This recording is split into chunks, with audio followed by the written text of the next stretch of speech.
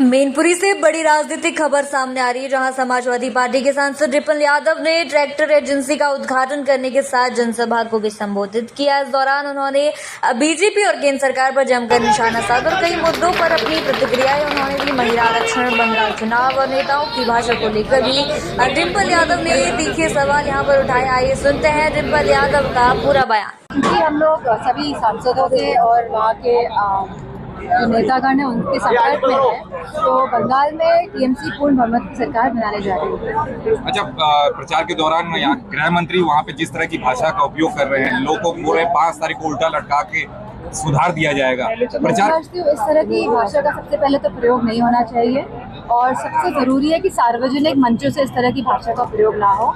और जिस तरह से बात कही गई है, तो जिस तरह पिछली बार भी इस तरह की बात आदरणीय दीदी जी के खिलाफ कही गई थी, तो बंगाल के लोगों ने जो मजबूती के साथ दीदी का साथ दिया, मैं समझती हूँ उससे भी ज्यादा मजबूती के साथ इस बार वो बंगाल में टीएमसी का साथ देने जा रहे हैं। लोकसभा में महिला आरक्षण में और खाली हम हमारे गृह मंत्री की बात ना करें, हमारे जो मुख्यमंत्री है उन्होंने भी जो ज्ञान बांटा है उसकी भी चर्चा होनी चाहिए। किस तरह क्या कहा गया, हिस्ट्री को लेके, जो हमारा इतिहास है उसको लेके क्या कहा गया, कि कौन क्या बातें करे, उसके बारे में सवाल पूछ लें तो अच्छा है।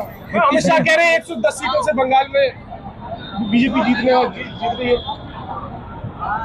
मैंने अभी बोला कि पूर्ण बहुमत की सरकार टीएमसी और दीदी की आ रही है।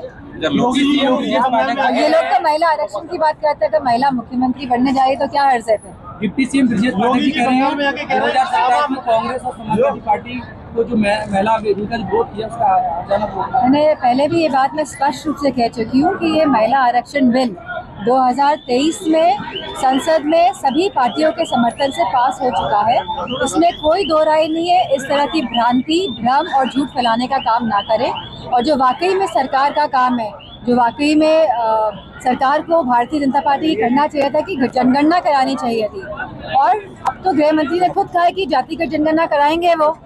तो मेरा मानना है कि उनको जातिगत जनगणना करानी चाहिए, परिसीमन कराना चाहिए, महिलाओं को आरक्षण देना चाहिए, तभी तो हमारी नई सीटें निकल के सामने आएंगी, तभी तो आरक्षण बनाएंगे। हमने तो ये बात भी कह दी, अगर आपको आरक्षण लागू ही करना है तो ये 543 सीट से आप इसमें लागू कर दीजिए आरक्षण। अगर महिलाओं की इतनी चिंता है तो आप आरक्षण अभी लागू कर दीजिए। ये तो खाली मुखौटा है भारतीय जनता पार्टी का। परिसीमन कराने के लिए ये लोग नहीं जानते हैं कि जनगणना हो, खाली इसीलिए मुखौटा पहने हुए।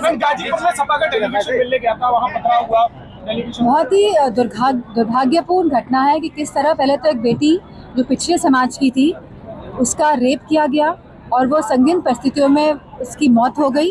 और जब डेलीगेशन गया उन परिवार वालों के साथ मिलने के लिए, तो शासन प्रशासन और जो लोग हैं वहाँ के, जिस तरह का बर्ताव डेलीगेशन के साथ हुआ है, मैं समझती हूँ अपने आप में इस देश के लोकतंत्र पे सवाल चिन्ह उठाता है। हम शुरू से कह रहे हैं कि भारतीय जनता पार्टी के लोग संविधान को मिटाना चाहते हैं और लोकतंत्र को खत्म करना चाहते हैं। बीजेपी के राष्ट्रीय अध्यक्ष का कहना है कि इस बार 27 का चुनाव योगी जी के नेतृत्व में ही उत्तर प्रदेश का चुनाव लड़ा जाएगा।